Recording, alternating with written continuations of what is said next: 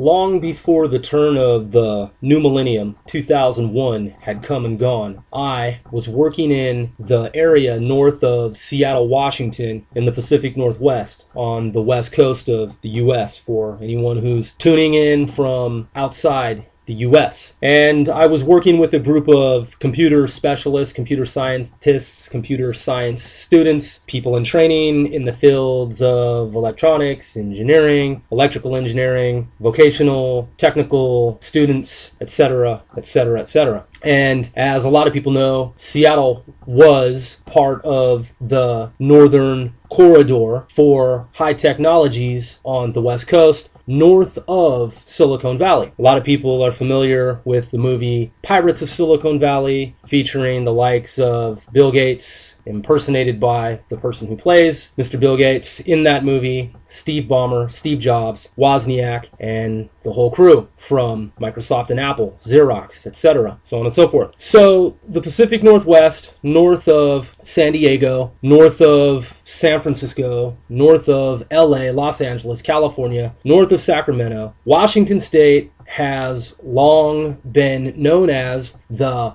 high technology corridor of the Northwest. But it's not the high technology capital of the planet. The high technology capital of planet Earth is the Netplex in Northern Virginia, which is along the Dulles highway system, the corridor, highway interchange and exchange system that runs from the Dulles International Airport in Dulles, Virginia, on down the 495 Beltway system into the lower part of Northern Virginia, and then branches off into Washington, D.C., Arlington, Virginia, where you have the Pentagon and so on and so forth. So on both coasts, you have these competing high technology corridors. Again, Northern Virginia being the high technology capital of the planet officially, and the Pacific Northwest, north of Silicon Valley, which is pretty much Seattle, Everett, Tacoma. They call it SeaTac, Seattle, Everett, Tacoma, for short, SeaTac. And then off to the east of that region or area, that Interstate 5 corridor system there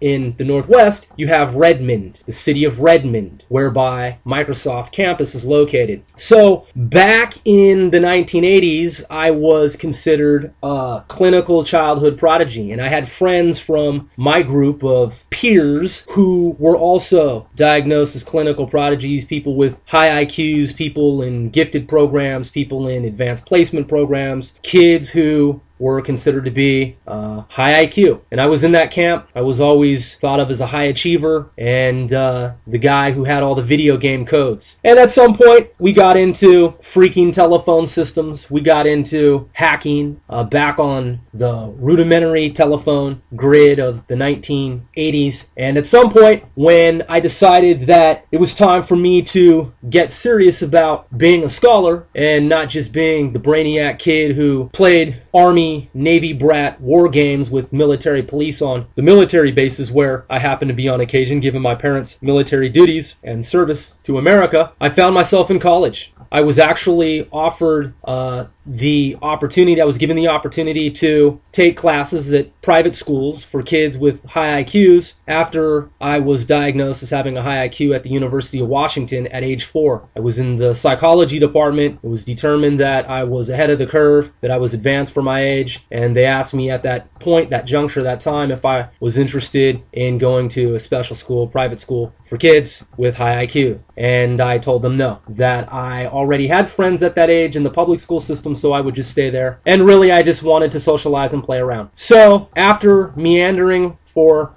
a spell, again, as I was alluding to, I ended up going to school and taking school seriously. And of course, I continued to pursue my interests of electronics, intelligence gathering. Even as a youth, I was very interested in international intrigue. I was very fascinated with telecommunications, satellites, lasers, supercomputers, Cray computers, storage and retrieval data systems, early data farms, code breaking, cryptology, code making, and so on. When I was in my first couple of years of college, I thought to myself, you know, I have enough prodigious friends, enough friends in my circle who are talented enough, given my background and given my inclination to associate with persons of the same mindset, people with high IQs at the time. I thought, you know what, I have a pretty good team here. And I think that given the current situation and our current arsenal, our current set of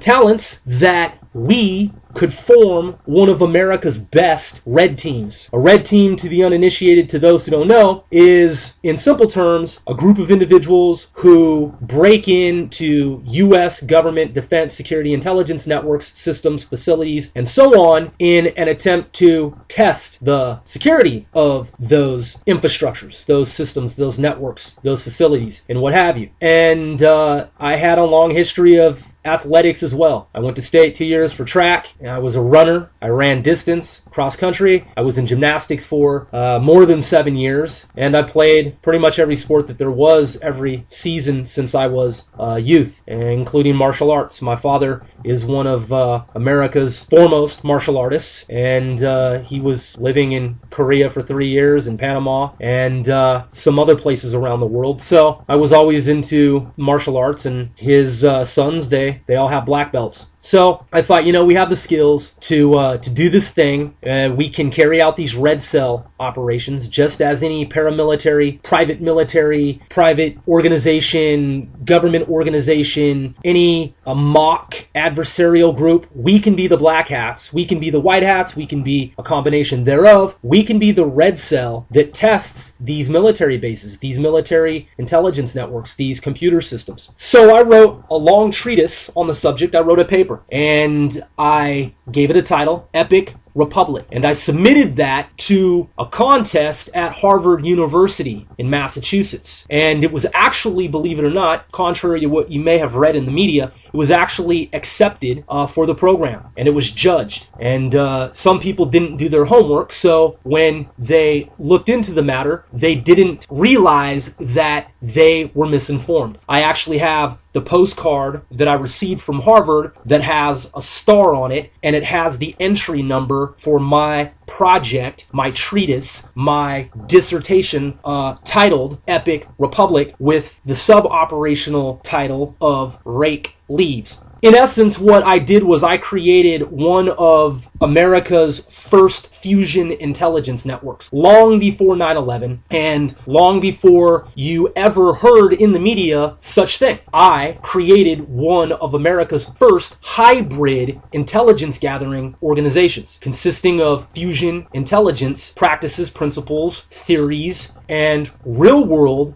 empirical scenarios, data that we had compiled from our operations. We were able to successfully gain access to certain secured areas and certain areas that are considered classified. And at some point, Central Intelligence Agency alumni contacted us and said that they were interested in the program.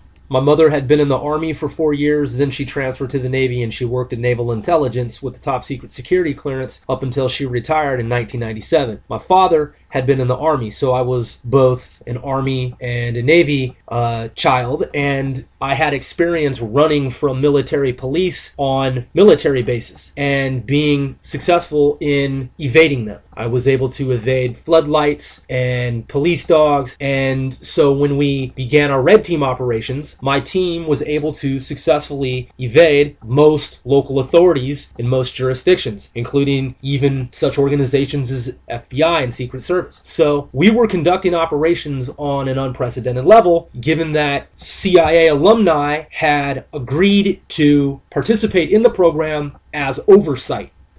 I took the names of the committed individuals to the Pentagon and said, look, Command, Control, Communications, and Intelligence C3I. This is the team that I have assembled. This is my background. This is our proposal to you. The Pentagon looked into the information, thoroughly researched it, and said, okay, we see these individuals who you have assembled as part of your team. Now you will need to submit to us your charter, your official charter. We did just that. The next video is going to be part 2, a continuation of this history of USDSIN. USDSIN and the story that most people don't know.